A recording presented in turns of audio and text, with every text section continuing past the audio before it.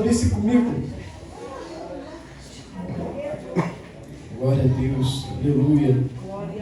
Abrisse comigo lá em 2º livro de Reis, capítulo 6, a partir do versículo 16.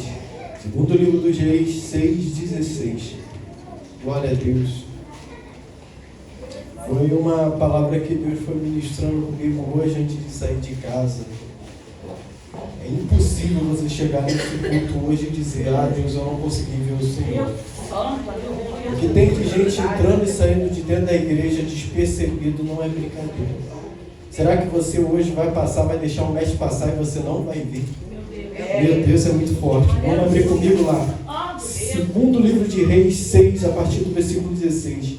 E vai dizer assim: e ele respondeu: não temas, porque aqueles que estão conosco são mais do que aqueles que estão com eles. E Eliseu orou e disse: Senhor, rogo-te que abra seus olhos para que ele possa enxergar. E o Senhor abriu os olhos do moço, e ele viu. E eis que o monte estava cheio de cavalos e carruagens de fogo ao redor de Eliseu. Pode se assentar. Glória a Deus! É forte. Deus tocou no meu coração para fazer a seguinte pergunta para a igreja: o que é maior? O teu Deus ou o teu problema? O teu Deus ou a tua prova? O teu Deus ou o teu deserto? O que é maior? O que te aflige comparado ao tamanho da grandeza de Deus? O que Deus me trouxe nessa passagem? Eliseu estava com o seu servo, e o seu servo via uma grande multidão ali de homens armados, e aquele servo de Eliseu não conseguia ver o tamanho da grandeza de Deus. Para ele, eles perderam a batalha. Meu Deus! E Eliseu começou a clamar: Deus, abre os olhos do moço. Glória a Deus, aleluia! O interessante é, o que eu falo, porque tem muitos que têm entrado e saído da igreja despercebido, porque não tem pedido para Deus abrir os olhos espirituais. Vê tudo terreno. Vou buscar mais a Deus aqui na igreja como mais um dia. Quando chegar em casa, o que eu pratiquei aqui na igreja, eu esqueço. Chego em casa, me torno outra pessoa diferente do que eu estou aqui na igreja. E Deus não tem aberto nossos olhos, porque a gente não tem pedido isso. Entramos e saímos da igreja e não conseguimos ver a grandeza de Deus. Quando aparecem nossos problemas, parece que é maior do que o nosso Deus. Não chega nem o mínimo da dimensão de Deus. É interessante que quando a Bíblia diz que quando houve uma rebelião no céu, uma terça parte dos anjos caíram, certo? Ou seja, uma terça parte dos anjos quer dizer que a maioria ainda está no céu. A maioria, a Bíblia diz que os anjos estão ao nosso redor. Só que a gente só vê o problema e a gente só vê o diabo que está ao nosso redor.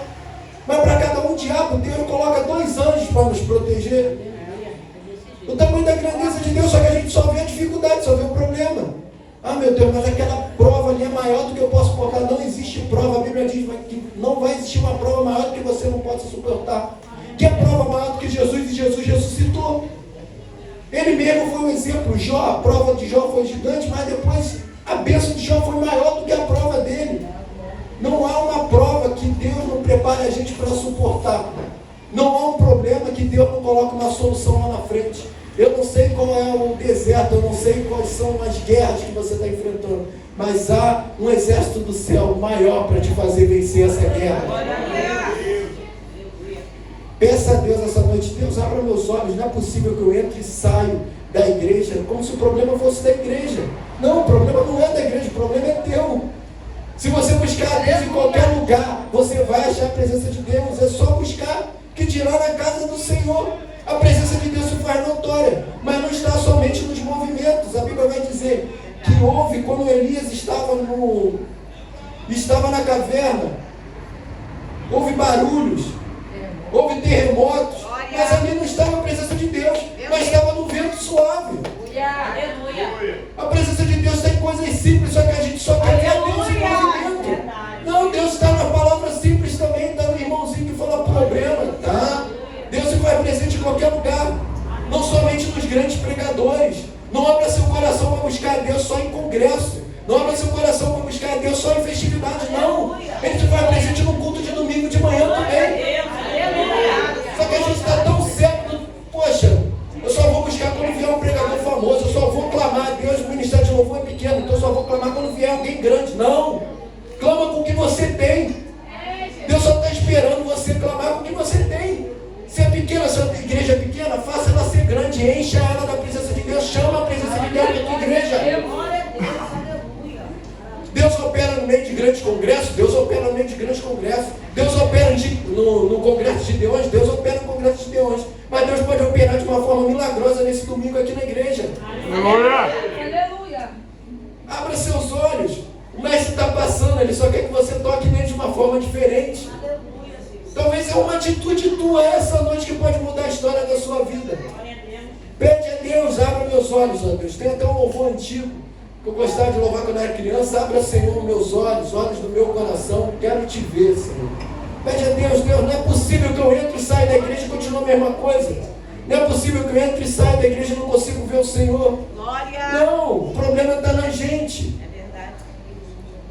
Eu fico imaginando, e quando eu leio sobre os grandes avivamentos que houve na Europa, que houve lá na Irlanda, que houve na Inglaterra, não foi a igreja toda que começou, não. Foi um que teve uma atitude.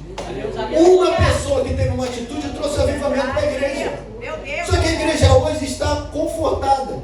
Eu vou para uma igreja, eu vou sentar. Pô, vai ter uma cadeira confortável, pastora. Nada contra a cadeira confortável, é uma benção. Aquela cadeira de plástico incomodava um pouquinho. Mas a gente tem tudo no conforto. A gente chega na igreja no conforto, senta no conforto. Agora temos o telão de última geração aqui para a honra e glória do Senhor. No conforto.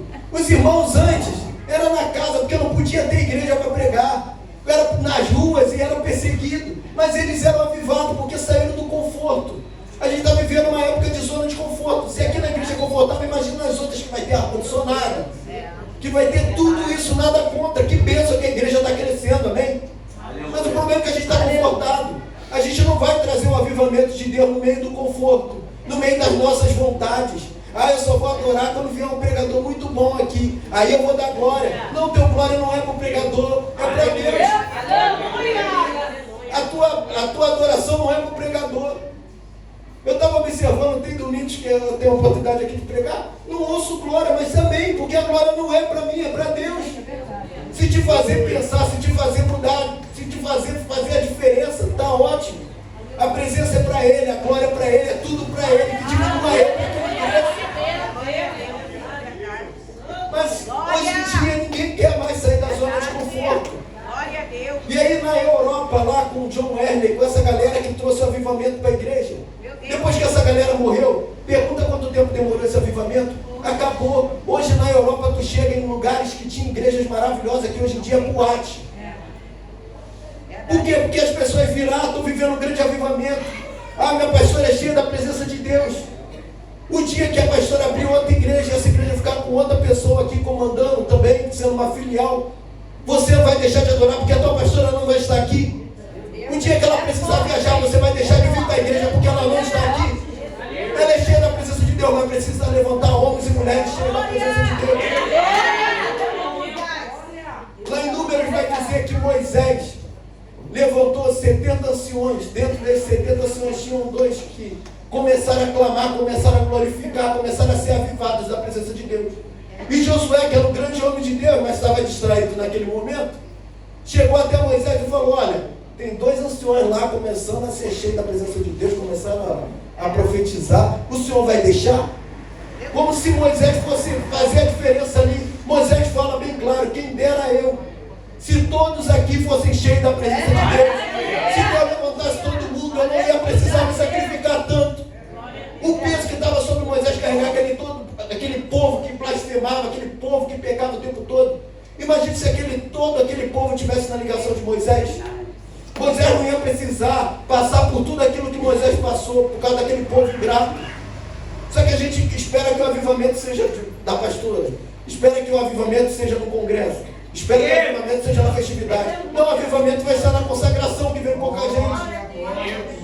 O avivamento vai estar na escola bíblica dominical. A gente só pode ser avivado quando a gente conhecer isso aqui. Glória. Quando a gente procurar aprender mais da palavra de Deus. Aleluia. Não adianta, eu quero ser avivado, mas eu só quero ficar no conforto. Eu quero ser cheio do Espírito Santo, mas eu não quero fazer a diferença. Então, fica difícil. Deus pode levantar homens e mulheres essa noite? Pode. Mas Deus quer levantar você também.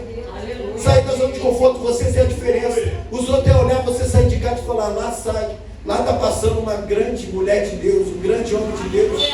As pessoas veem você como referência. Está vendo aquela casa ali? Então, naquela casa mora um grande homem de Deus, um servo de Deus Altíssimo. É Glória isso. a Deus, aleluia. Seja uma diferença, pede a Deus. Deus, abra meus olhos essa noite. Eu quero te ver, ó Deus. Eu não quero mais deixar o Senhor passar despercebido. Eu quero te ver, Senhor, essa noite. Assim eu agradeço a minha oportunidade.